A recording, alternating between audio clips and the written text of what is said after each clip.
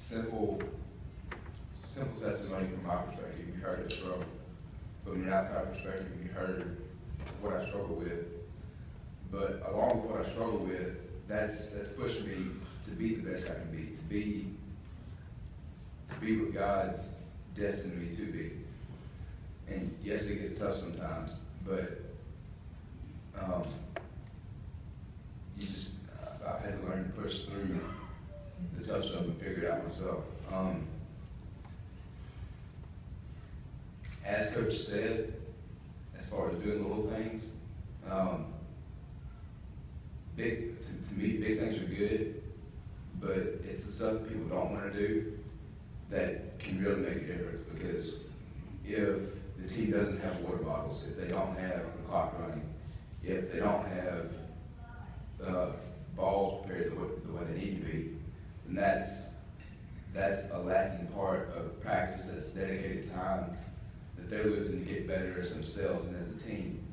So no matter what your job is, depending on if it's being the head coach or being the team manager, we all play a very important role, even if it's not directly involved in maybe scoring the bucket or in setting up the lineups for a game.